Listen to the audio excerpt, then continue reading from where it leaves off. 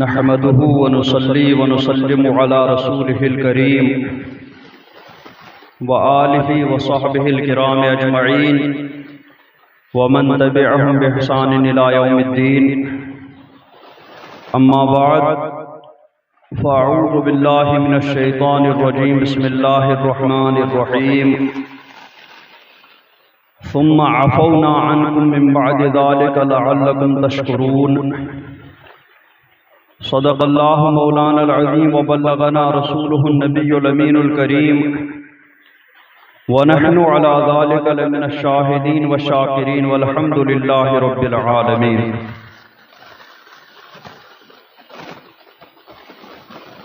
آئیے سب سے پہلے اپنے آقا مولا تاجدار مدینہ صلی اللہ تعالی علیہ وسلم کی بارگاہ بے کس پناہ میں درود شریف کا نذرانہ پیش کریں. پڑھیں بآواز بلند اللہم صلی علی سیدنا محمد وعلی آل سیدنا محمد واصحاب سیدنا محمد وبارک وسلم علیہ.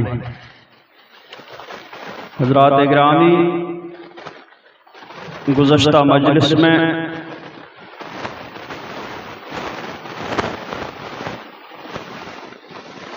اس بات کا بیان ہوا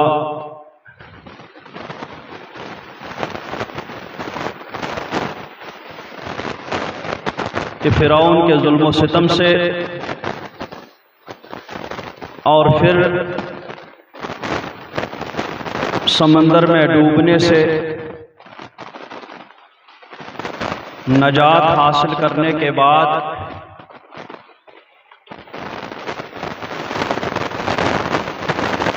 جب حضرت موسیٰ علیہ السلام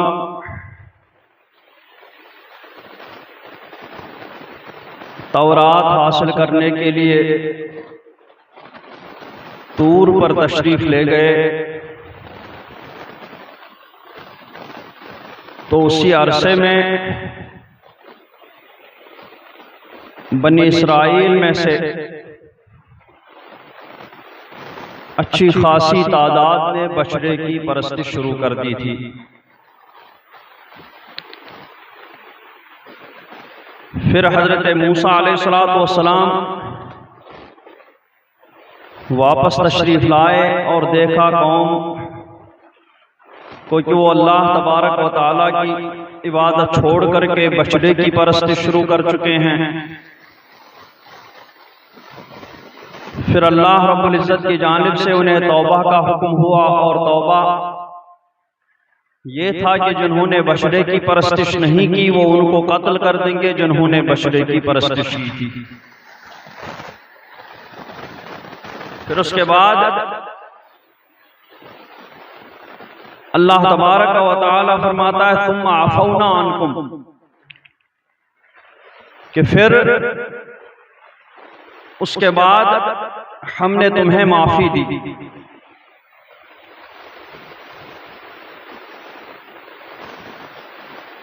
اور معافی میں حکمت یہ بتا رہے ہیں حالانکہ ان کا جرم وہ فرعون کے بھی جرم سے اور زیادہ، فرعونیوں کے جرم سے بڑا جرم تھا، ان کے مظالم سے خطرناک تھا.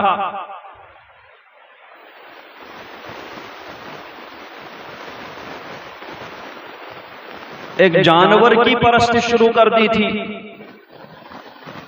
اللہ تبارک و تعالیٰ کی عبادت چھوڑ کر کے شرک میں گرفتار ہو چکے تھے.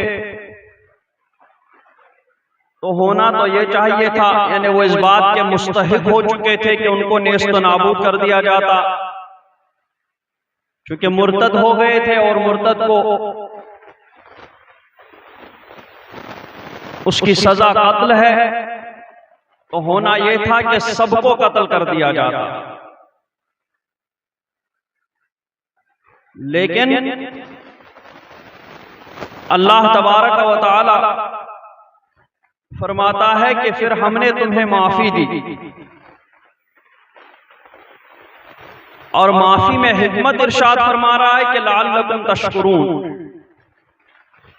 اس لیے تمہیں معافی دی، اس لیے تمہیں پھر چھوڑ دیا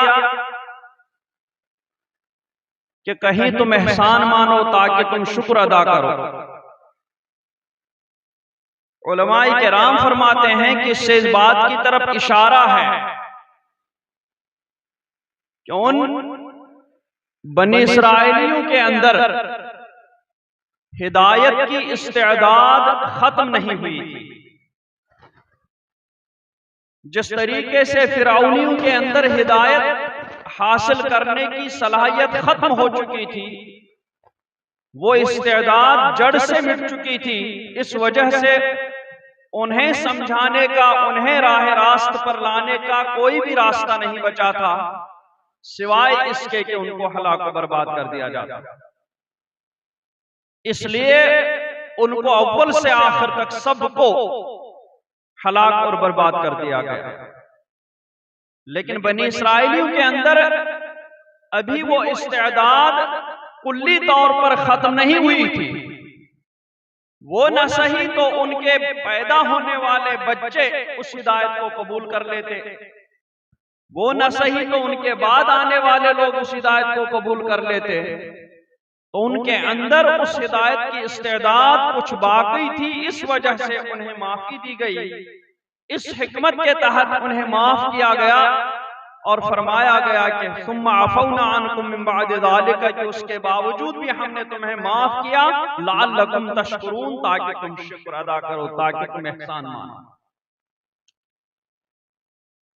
پھر اس کے بعد وَإِذَا آتَيْنَا مُوسَى الْكِتَابَ وَالْفُرْقَانَ لَعَلَّكُمْ تَهْتَدُونَ، پھر ہم نے تمہیں حضرت موسیٰ علیہ السلام کو اور ان کے واسطے سے، ان کے وسیلے سے ان کی امت کو اللہ تبارک و تعالی نے کتاب یعنی تورات عطا فرمائی، والفرقان اور فرقان عطا فرمایا، اس لیے لعلکم تہتدون، تاکہ وہ ہدایت پا جائیں۔ یعنی انہیں تورات کے ذریعے تفصیلی احکام بتا دیے گئے کہ کیا کام تمہیں کرنا ہے اور کیا کام تمہیں نہیں کرنا ہے، یہ ساری باتیں انہیں تورات میں بتا دی گئی۔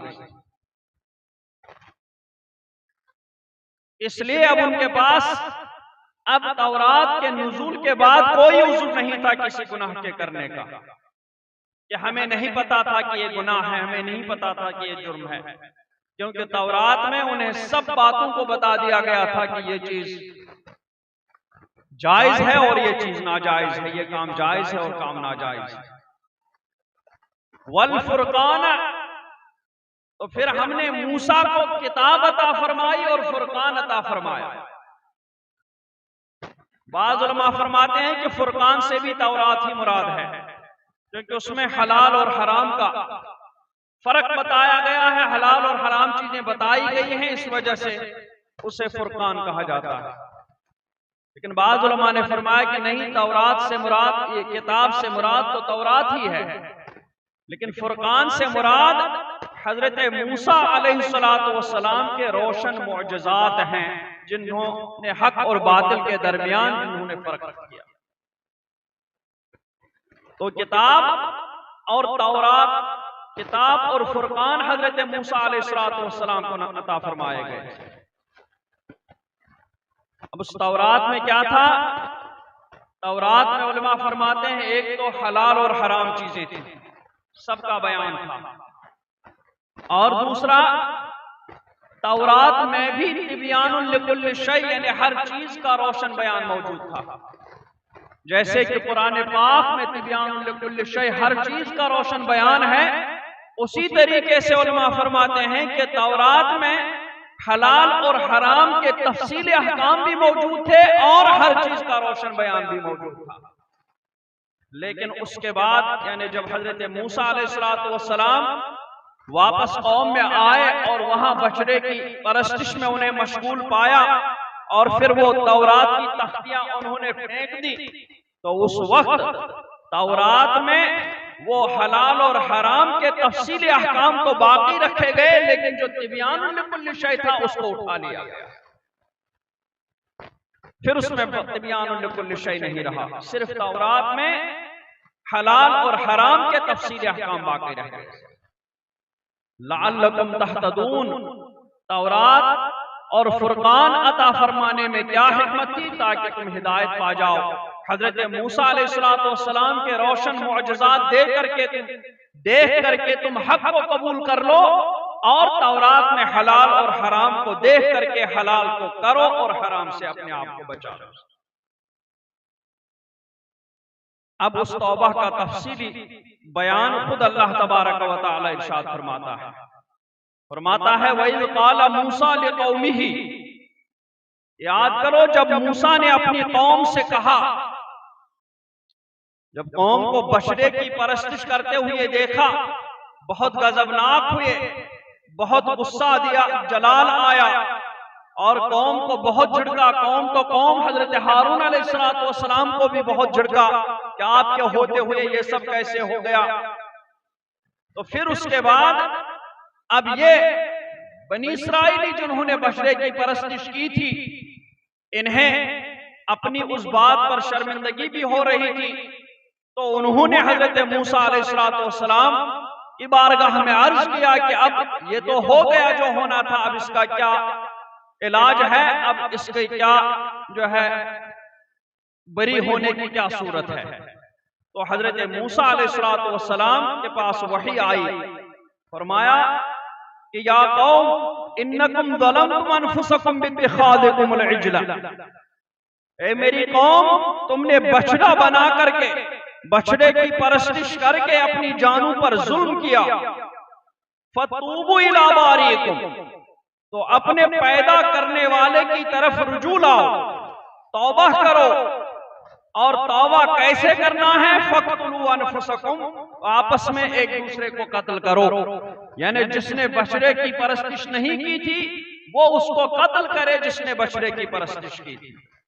اور فرمایا ذَلِكُمْ خَيْرٌ لَكُمْ عِنْدَ بَارِئِكُمْ، یہ تمہارے پیدا کرنے والے کے نزدیک تمہارے لیے بہتر ہے۔ فَتَابَ عَلَيْكُمْ، تو اس نے تمہاری توبہ قبول کی۔ انہ هو التواب الرحیم، بے شک وہی ہے بہت توبہ قبول کرنے والا مہربان۔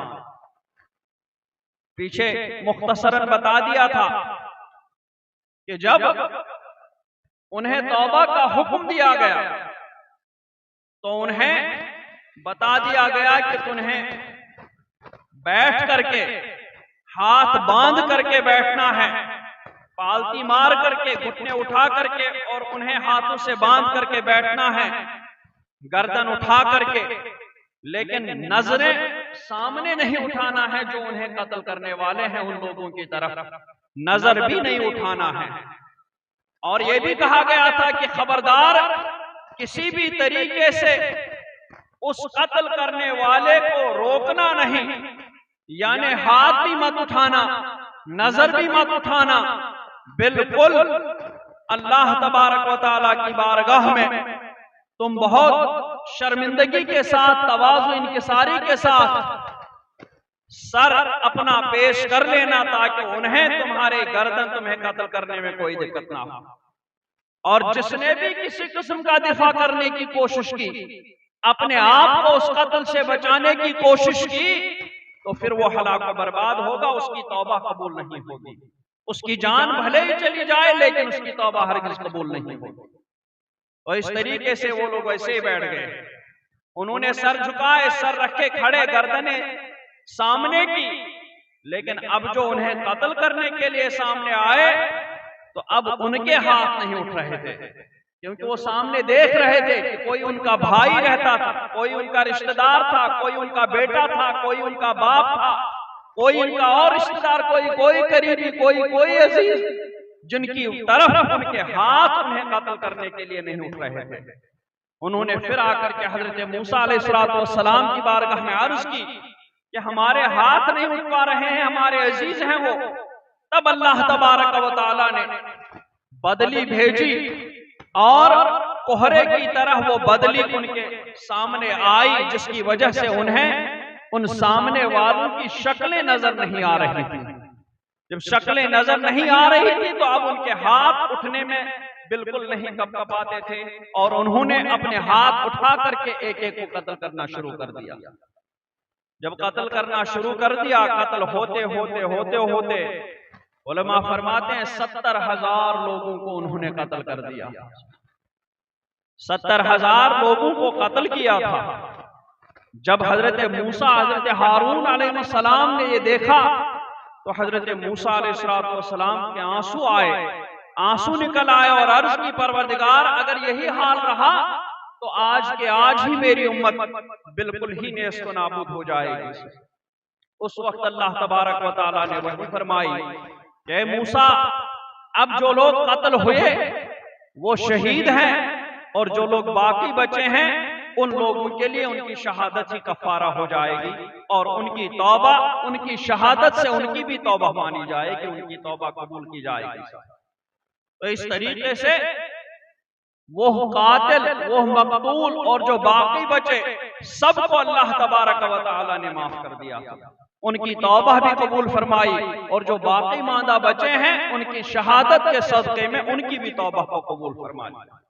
انہیں توبہ کرنے کے لیے پھر قتل کی ضرورت نہیں پڑی، بلکہ ان کی زبانی شرمندگی وہی کافی مانی گئی ان کے توبہ کے لیے۔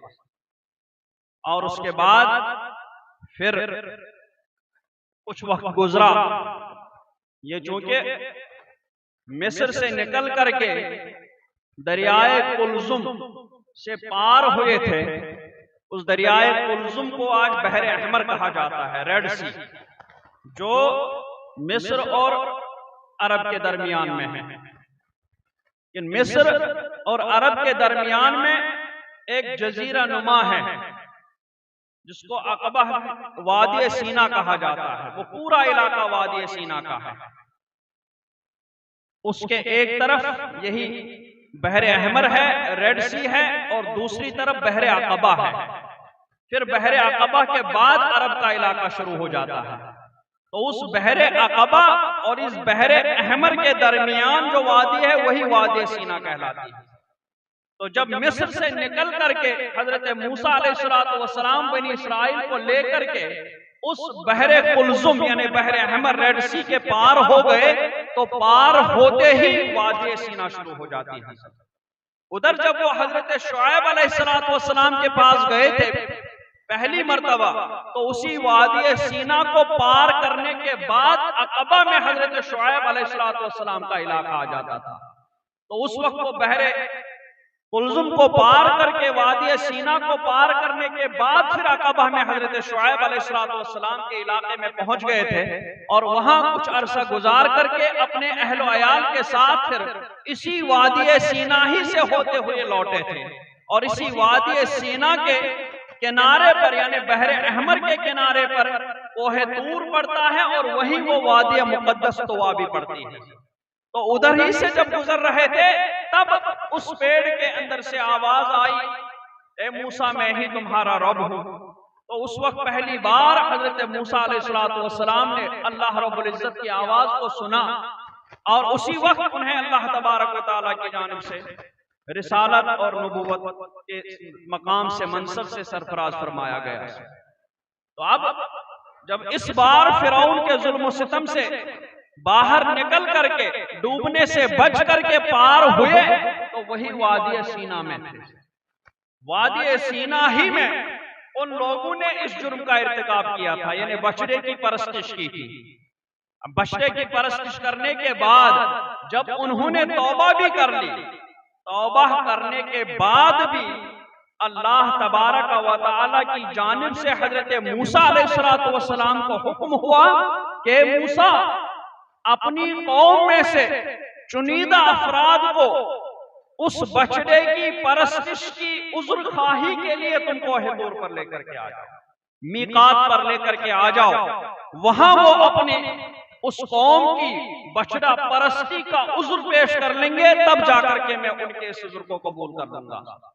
تو حضرت موسیٰ علیہ السلام نے اللہ رب العزت کے حکم سے اپنی قوم میں سے 70 افراد کو منتخب فرمایا، جو ان میں بہت ہی نیک اور بہت ہی پرہیزگار مانے جاتے تھے اور بزرگ مانے جاتے تھے۔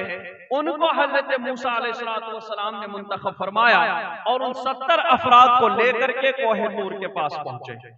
کوہ طور کے پاس پہنچ کر کے علماء فرماتے ہیں کہ جب حضرت موسیٰ علیہ السلام اللہ تبارک و تعالی سے ہم کلامی کا شرف حاصل کرتے تھے، اس وقت حضرت موسیٰ علیہ السلام کے چہرے پر ایسا نور پڑتا تھا کہ کسی کی طاقت نہیں ہوتی تھی ان کے چہرے کی طرف نظر اٹھانے کی۔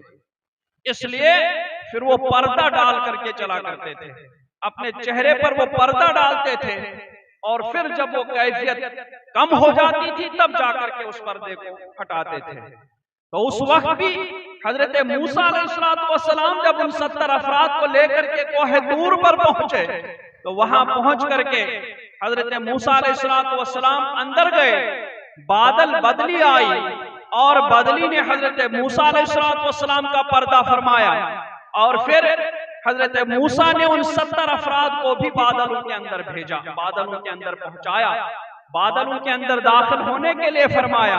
اب بادلوں میں داخل ہونے کے بعد اب حضرت موسیٰ علیہ السلام اللہ تبارک و تعالیٰ سے ہم کلامی کا شرف حاصل کر رہے تھے، اور باقی لوگوں کو صرف آواز سنائی دے رہی تھی، یعنی انہوں نے حضرت موسیٰ علیہ السلام کے واسطے سے وہ اللہ تبارک و تعالیٰ کے کلام کو سماعت کر رہے تھے، لیکن اللہ تبارک و تعالیٰ کے کلام کو سماعت کرنے میں انہیں اتنا مشکل ہو رہا تھا کہ وہ کہتے تھے کہ ٹھیک یہی ہے کہ حضرت موسیٰ علیہ السلام ہی کے واسطے سے اللہ تبارک و تعالی ہم تک اپنے احکام کو پہنچائے، کیونکہ وہ اپنے اندر طاقت نہیں پا رہے تھے اللہ تبارک و تعالی کے کلام کو سننے کی۔ اور اس کے بعد جب حضرت موسیٰ علیہ السلام کے واسطے سے وہ اللہ تبارک و تعالی کا کلام سماعت کر رہے تھے، اللہ تبارک و تعالی انہیں فرما رہا تھا کہ میں ہی تمہارا رب ہوں، مجھی کو پوجو، میرے ساتھ کسی کو شریک نہ ٹھہراؤ۔ اس طریقے سے اللہ تبارک و تعالی ان کو حضرت موسیٰ کے واسطے سے اپنا کلام سنا رہا تھا۔ تو موسیٰ علیہ السلام سے کلام سننے کے بعد جب فارغ ہوئے اور وہ بادل چھٹ گئے اور حضرت موسیٰ علیہ السلام ان 70 لوگوں کے پاس ان کے قریب آئے، تو اب ان 70 لوگوں میں سے کچھ نے کہا، بلکہ ان 70 لوگوں نے ہی حضرت موسیٰ علیہ السلام سے کہا کہ ہم تمہارا یقین نہیں کریں گے جب تک کہ ہم اپنی آنکھوں سے اس کو دیکھ نہ لیں گے، اللہ تبارک و تعالیٰ کا۔ بعض علماء فرماتے ہیں کہ یہ چیز، یہ خیال، یہ ذہنیت انہیں وہیں سے پیدا ہو گئی تھی۔ جب انہوں نے وہاں دیکھا، سامری نے ان سے کہا کہ یہ تمہارا معبود ہے، اور اس بشرے کے اندر سے آواز بھی آ رہی تھی تو وہ اس کی آواز بھی سن رہے تھے، اور اس بشرے کو وہ دیکھ بھی رہے تھے۔ تو کہتے ہیں کہ وہیں سے ان کے اندر یہ ذہنیت پیدا ہوئی کہ ہو نہ ہو ہم رب کا، جس کو موسیٰ کہتے ہیں کہ وہ ہمارا رب ہے، ہمیں اس کا کلام بھی سننا ہے اور اس کو دیکھنا بھی ہے۔ کہتے ہیں کہ وہیں سے ان کی یہ ذہنیت بن گئی تھی کہ آج ہمیں یہ کام کرنا ہے۔ کہتے ہیں وہاں پہنچ کر کے جب کلام سن لیا اور حضرت موسیٰ فارغ ہونے کے بعد ان کے قریب آئے، تو ان لوگوں نے کہا، اے موسیٰ، ہم تب تک یقین نہیں کریں گے تمہارا جب تک کہ ہم اپنے رب کو، جب تک کہ ہم اللہ تبارک و تعالیٰ کو اپنی ان آنکھوں سے دیکھ نہ لیں گے۔ اس بات کا یقین نہیں کریں گے، اس بات کا یقین نہیں کریں گے کہ اللہ تعالیٰ نے تمہیں تورات دی ہے، اس بات کا یقین نہیں کریں گے، اس بات کا یقین نہیں کریں گے کہ جو کلام کر رہا تھا وہ اللہ تبارک و تعالیٰ ہی تھا یا کوئی اور تھا۔ ہم تب تک ان باتوں کا یقین نہیں کریں گے جب تک کہ ہم اس کو اپنی آنکھوں سے نہ دیکھیں گے۔ جو ہی ان لوگوں کا یہ کہنا تھا تو آسمان سے بجلی آئی جو آگ سے بھری ہوئی تھی، اور اس بجلی نے آ کر کے ان سب کو موت کے گھاٹ اتار دیا۔ قرآن پاک فرماتا ہے کہ وَإِذْ قُلْتُمْ يَا مُوسَىٰ، یاد کرو جب تم نے کہا اے موسیٰ، لَن نُؤْمِنَ لَكَ حَتَّىٰ نَرَى اللَّهَ جَهْرَةً، ہم ہرگز تمہارا یقین نہ لائیں گے جب تک علانیہ خدا کو نہ دیکھ لیں گے، جب تک اپنی آنکھوں سے خدا کو نہ دیکھ لیں گے۔ فَأَخَذَتْكُمُ الصَّاعِقَةُ وَأَنْتُمْ تَنظُرُونَ، تو تمہیں کڑک نے آ لیا اور تم دیکھ رہے تھے۔ بہت زور کی کڑک آئی اور انہوں نے ان سب کو گرا دیا اور موت کے گھاٹ اتار دیا۔ جب موت کے گھاٹ اتار دیا، سب کے سب وہ 70 لوگ مر گئے۔ اب ادھر حضرت موسیٰ علیہ السلام کو فکر ہوئی، اس کا تفصیل بیان تو دوسری جگہ پر ہے. یہاں پر یہ کہ حضرت موسیٰ علیہ السلام نے اللہ تبارک و تعالیٰ کی بارگاہ میں عرض کی کہ پروردگار انہیں اگر مرنا ہی تھا، موت کا وقت ان کا آیا ہی تھا، تو پھر یہاں آ کر کے موت کیسے ہوئی؟ پہلے ہی ان کی موت ہو گئی ہوتی. اب تو میں اپنے لوگوں کو کیا جواب دوں گا؟ وہ تو یہی کہیں گے کہ حضرت موسیٰ ان کو اللہ کی بارگاہ میں عذر پیش کرنے کے لیے نہیں لے گئے تھے، بلکہ ان 70 لوگوں کو اللہ کے بارگاہ میں لے جانے کے بہانے سے موت کے گھاٹ اتارنے کے لیے لے گئے تھے. اس لیے میں قوم کو کچھ جواب نہیں دے سکتا. تو پروردگار عالم نے حضرت موسیٰ علیہ السلام کی دعا سن لی اور ان 70 لوگوں کو دوبارہ زندہ کیا، ان 70 لوگوں کو دوبارہ کھڑا کیا. علماء فرماتے ہیں کہ وہ ان کا وقت مقرر نہیں تھا، اس وجہ سے ان کو دوبارہ زندہ کیا گیا تاکہ ان کا جو وقت مقرر ہے تب تک کی زندگی کو وہ پھر سے گزار دیں. اس کے بعد جو وقت مقرر ہے تب ان کی موت حقیقی تھی. تو یہ والی موت یہ موت حقیقی نہیں تھی، کیونکہ اگر موت حقیقی ہوتی تو پھر اس کے بعد وہ زندہ نہیں اٹھائے جاتے. لیکن ان کا زندہ اٹھایا جانا، دوبارہ زندہ کر کے اٹھایا جانا، اس بات کی دلیل ہے کہ وہ حقیقی موت نہیں مرے تھے. حقیقی موت ان کو دوبارہ زندگی عطا فرمانے کے بعد پھر مرنا تھا. اللہ تبارک و تعالیٰ فرماتا ہے ثم بعثناکم من بعد موتکم لعلکم تشکرون، کہ پھر مرنے کے بعد ہم نے تمہیں زندہ کیا. کس لیے؟ لعلکم تشکرون، تاکہ تم احسان مانو، تاکہ تم شکر ادا کرو. شکر ادا کرنے کا مطلب علماء فرماتے ہیں کہ جو شکر سے اللہ تبارک و تعالیٰ کی بارگاہ میں عاجزی ظاہر کرے، پروردگار عالم کی بارگاہ میں دن رات شکر ادا کرنے کے باوجود بھی کہے ما شکرنا کا حق شکر کا، حقیقی شکر وہی ادا کرتا ہے جو دن رات اللہ رب العزت کی بارگاہ میں عبادت کرنے کے بعد کہے ما عبدنا کا حق عبادت کا، وہی حقیقت میں عبادت گزار ہے. جو دن رات اللہ رب العزت کی معرفت میں گزارے پھر کہے ما عرفنا کا حق معرفت کا، پروردگار ہم نے تمہیں پہچانا نہیں، وہی حقیقت ہے، اسی نے اللہ تبارک و تعالیٰ کو پہچانا. حضرت موسیٰ علیہ السلام کو اللہ تبارک و تعالیٰ نے فرمایا کہ شکر ادا کرو. پروردگار عالم سے کہا کہ پروردگار شکر کرنا بھی ایک نعمت ہے اور ساری نعمتیں تو تجھی سے ملتی ہیں، تو شکر ادا کرنے کی نعمت بھی تو ہی عطا فرما دے. ہمارے طاقت نہیں ہے کہ ہم شکر ادا کر لیں، یہ بھی ایک نعمت ہے، تو ہی اس نعمت کو بھی ہمیں عطا فرما دے. تو اللہ تبارک و تعالیٰ نے فرمایا موسیٰ تم نے حقیقت میں شکر ادا کیا، کیونکہ جو شخص اس بات کو جان لے کہ ساری نعمتیں اللہ رب العزت کی جانب سے ملتی ہیں، وہ خود ہی شکر گزار بندہ بن جاتا ہے. ثم بعثناکم من بعد موتکم لعلکم تشکرون. صدق اللہ مولانا العظیم وبلغنا رسول النبی الامین. صلی اللہ تعالی علی محمد وعلی آلہ وصحبہ اجمعین.